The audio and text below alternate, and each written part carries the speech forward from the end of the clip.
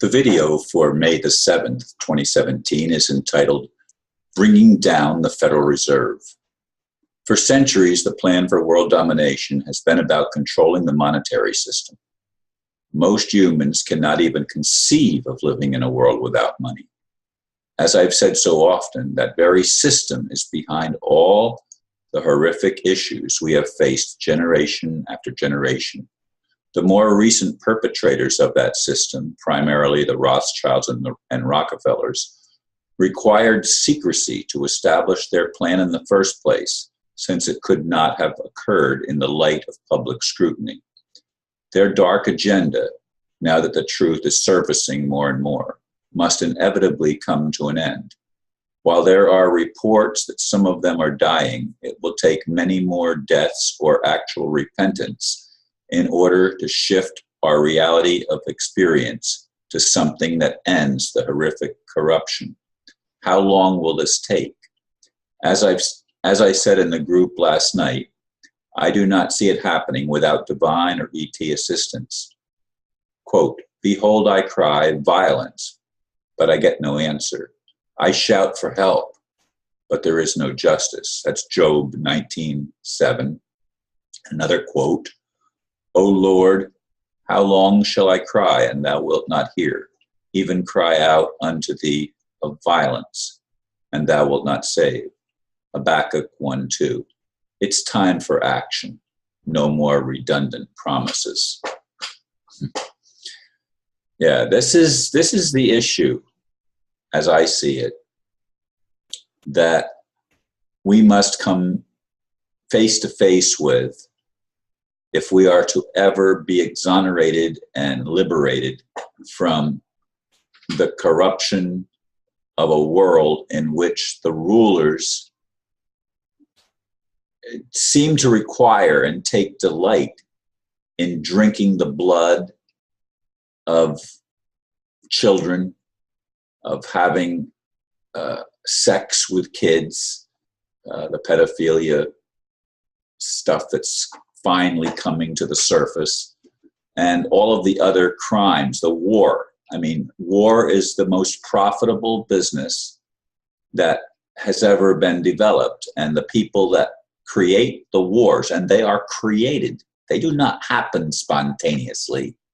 There might be arguments that people might have with each other spontaneously, but they are not international wars or major conflicts that get everybody involved. That requires a centralized plan of action and financing of both sides to get them to fight each other. And that's how the Illuminati or the fake leaders of our world have operated from time immemorial. It goes back way before even the Rothschilds and the Rockefellers. But that's our modern era, if you will. That's what we are familiar with in our present state of being, in our present consciousness. That's what we know. You know, anybody that investigates can know that, can see that. It's widespread thanks to the internet, that people are waking up and finally beginning to see the situation that we're in and realize that it is these very people that control the monetary system. And remember, the Federal Reserve as a monetary system is something that gives them the ability to create apparent value out of nothing. There's no backing by any precious metals or commodity. There's no backing by anything. These are people that do not work, that live high on the hog, as the expression goes, that are able to, again, not only create money out of thin air, but multiply it by 10 or even more than 10 and create wealth for themselves that is so astronomically abundant that it's inconceivable to us, just as the RV values of the Zim, for example, seem incomprehensible to me. I mean, we can't comprehend an infinite supply because it's so out of our personal experience and the realm of our awareness that it seems like a fake dream, a fantasy of gigantic proportions, that there could be no limit to wealth. Federal Reserve and the current banking system creates limits. That's why so many are impoverished. And of course, they're impoverished because they're seen as useless eaters. And somehow this elite establishment thinks that if they could have all the money for themselves, there would be no problems. But they're very short-sighted. They don't have common sense. And anybody that examines this whole thing and looks at it will realize that it's insane. It's absolutely insane. These beings, people, whatever they are deranged and psychopathic and sociopathic.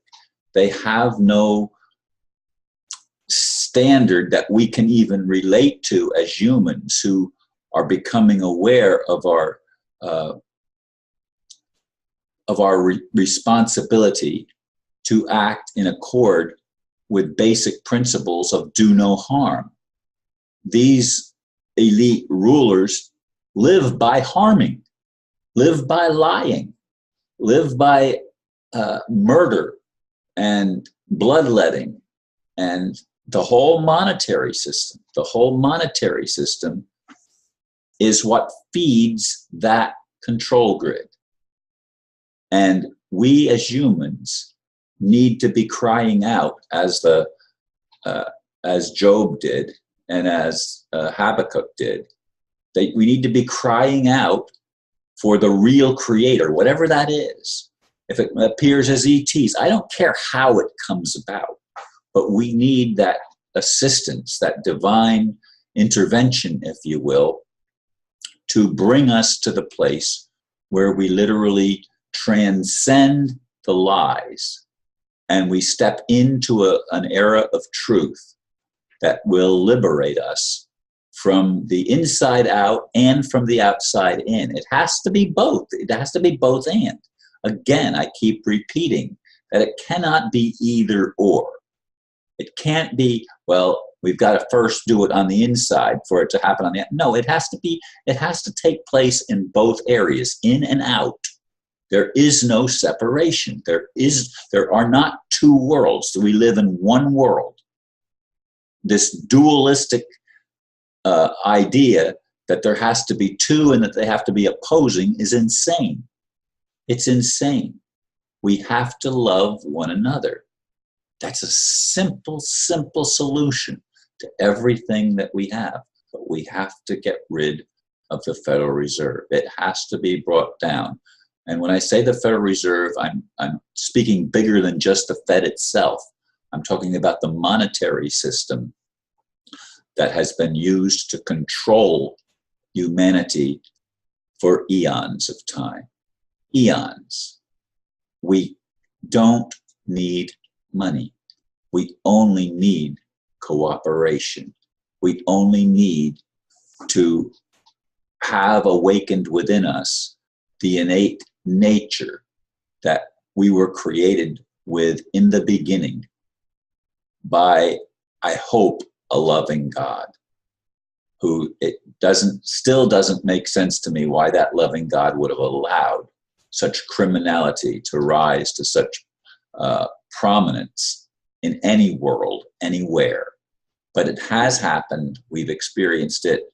Now let's rise above it, and we need to bring down and allow to bring down the monetary system that is represented in the Federal Reserve System, where valueless paper rules the roost. I mean, we've got to get beyond that, folks. Thank you for listening, and namaste.